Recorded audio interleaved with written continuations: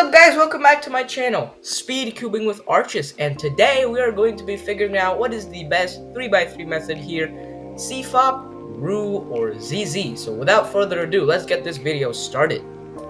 C.F.O.P, Roux, and ZZ are the three main methods of cubing here, and people are often confused on which method to use because of stuff like this. ZZ is the best method because it has no rotations. No, Roux is the best method because it has the least move count. Actually, C.F.O.P is the best method because it has a more algorithm-based approach which causes us to do less thinking. So that's why people are getting confused. So in today's video, we're going to be figuring out which method suits you better. So let's get into the overview of these three methods here. By the way, if you know how these methods work, skip ahead to this time. C.F.O.P works by first making the cross.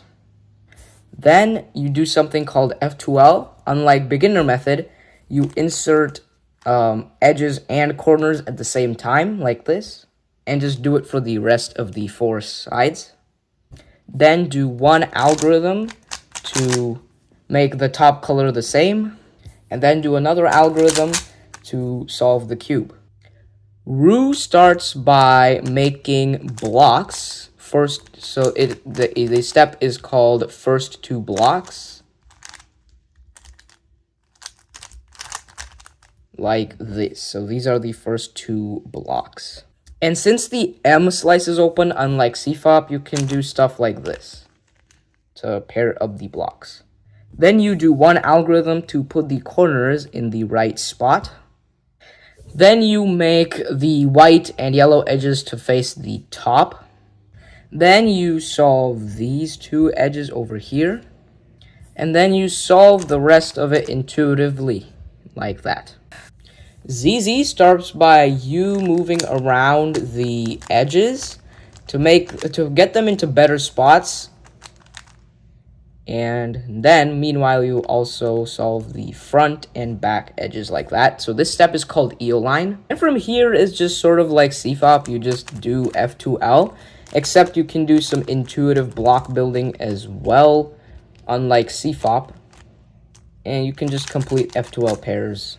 Now, if you've done the first step correctly, you should have the top cross already ready for you. And then you can do like ZBLL and COMOLL and stuff to just complete the cube. Or otherwise, if you don't know how to do that, you can just do it like C.F.O.P and just solve the cube. Alright, so let's put some facts in here, guys. So move counts, C.F.O.P has 455 to 60, Roux has 45 to 50, and ZZ has 45 to 55.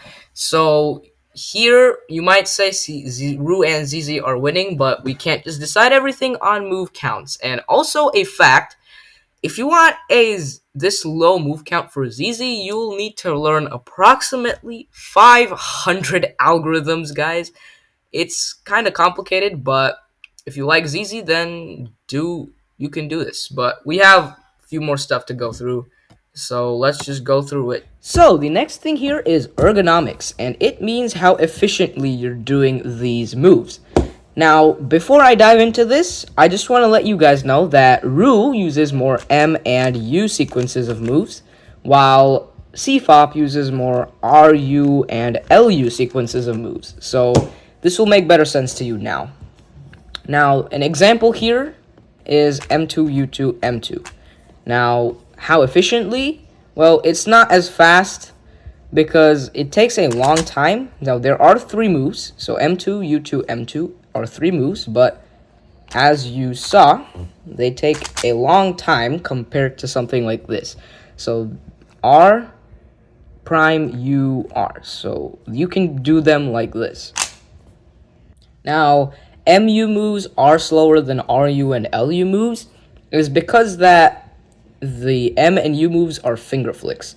So you're going to use your fingertips. So this is a great example, M prime, U prime, M prime. So here's an M prime, and then you have the time of one move to reset your finger here like that. So that gives you less time to reset your finger, and you might mess up while doing these. So, oh yeah, I messed up a little bit. So The next, so compared to something like this. So hold on, let me solve this thing for a sec. So compared to something like this. So just look at my index fingers here. So R, then I use the right index finger, U, and then R prime, then I use my left index finger, U, U prime, then I go down, and then I use my right index finger, and then come back up, and then use my right thumb. So in this algorithm, as you saw, I alternated the use of my thumbs. And that's good. So you have more time to reset your, I mean, not thumbs, index fingers. So you have more time to reset your fingers when doing RU moves. So now that that is out of the way, what if you're not doing moves like this? What if you are doing something like cube rotations? So cube rotations basically mean when you do this. So you rotate the cube like this, but it is still not as fast as continuing to turn. So in C.F.O.P, you might want to use rotations, like you don't have to, but it doesn't make sense not to. So for these over here, so these two over here, there is no faster way than just rotating and inserting them like this. Another case here, these two. They're going to go here, but as you can see, I can't really pair them up first. So there's no other faster way than to just do this and pair them up and put them in the right spot. Now, for Roux, as you can see, so we have to insert these in the back. Now, you might think that we have to rotate for this, like C.F.O.P. Well, Roux is different. So, since the M slice is open, you can do much more tricks such as that. So they are paired up. Now, even it looks like you have to rotate, but you can do stuff like this to insert it in the back, which is why Roux use M moves to avoid rotations. Now in ZZ, after the magic EO line step, you won't have to do rotations because RU and LU moves are all you need to solve the cube. Now, after adding cube rotations, you guys still might think that Roux and ZZ are winning, but there are 3 more things that make C.F.O.P good as well. So the next important thing here is look ahead. Now, everything we've discussed till now is important, but none of that matters if you solve like this.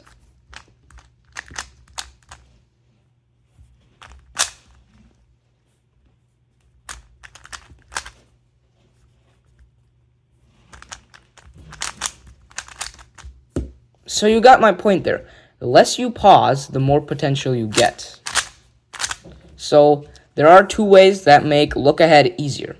Number 1 is the more solved pieces you have, the better you have look ahead. So that is really obvious because you don't have to look at the solved pieces. The second thing is blind spots. Now, how good solvers do this is that they make the cross and also a planned back F2L pair. So here's the cross and here's the back F2L pair in C.F.O.P. So these are C.F.O.P solvers, good C.F.O.P solvers. So then they don't have to look at the back and they can just look from here.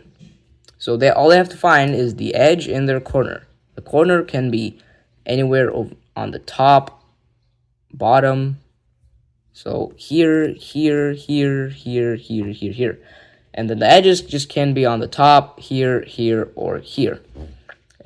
And just looking from this side, they can conclude that where the pieces are, etc. So here I see that, then I can do that, and then that's all of F2L. So I just saw everything that I need to know and solved the pieces.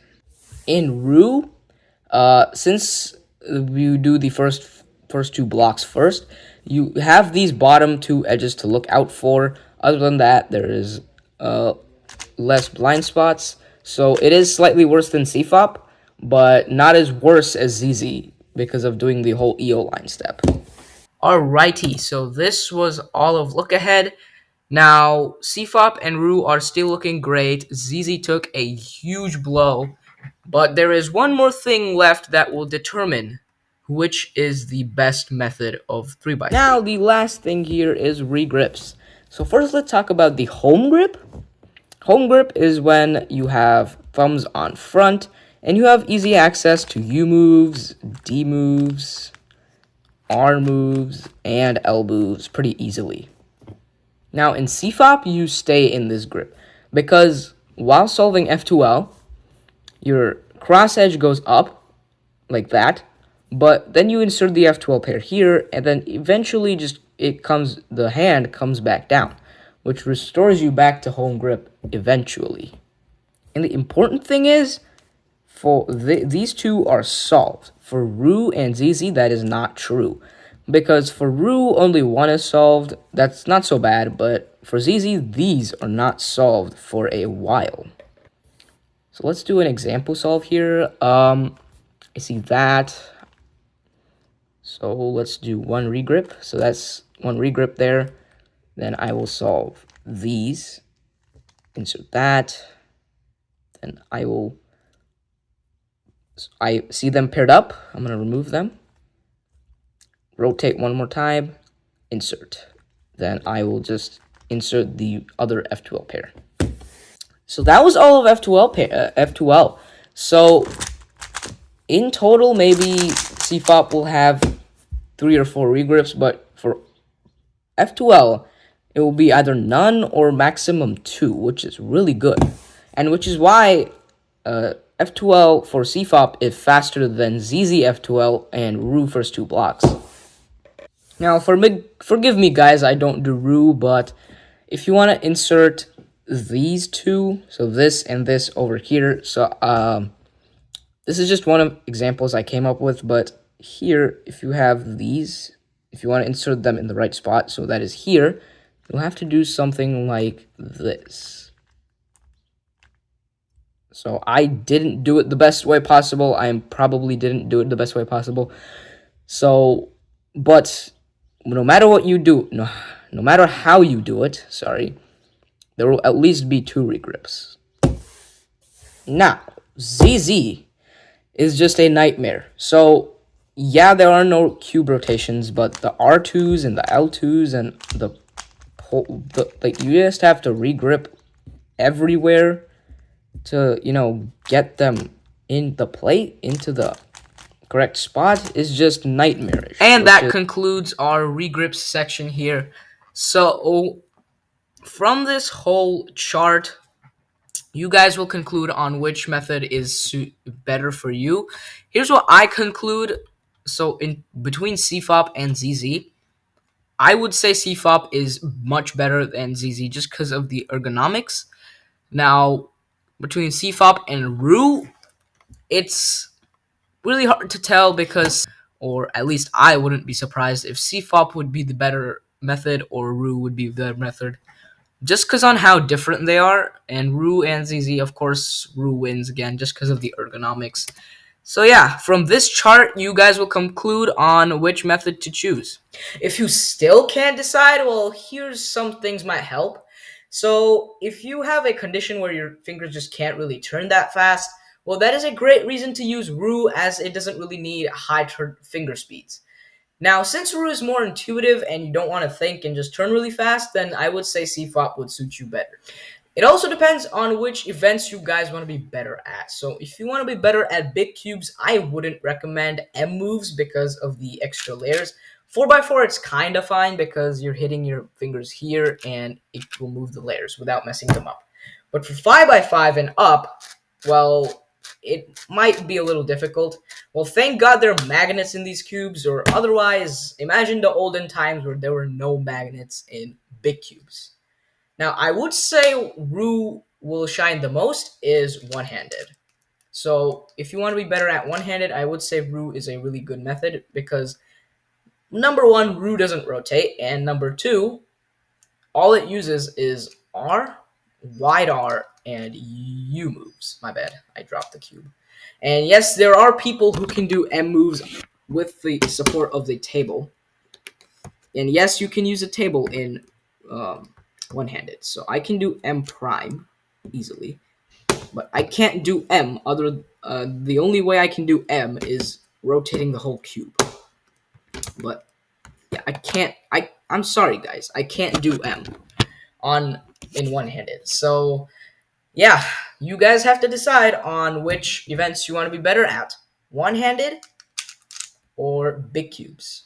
And that's all for today. Hope you enjoyed today's video. Thank you so much for watching. Please like, share, comment, and subscribe. Adios, amigos. See you guys in the next video.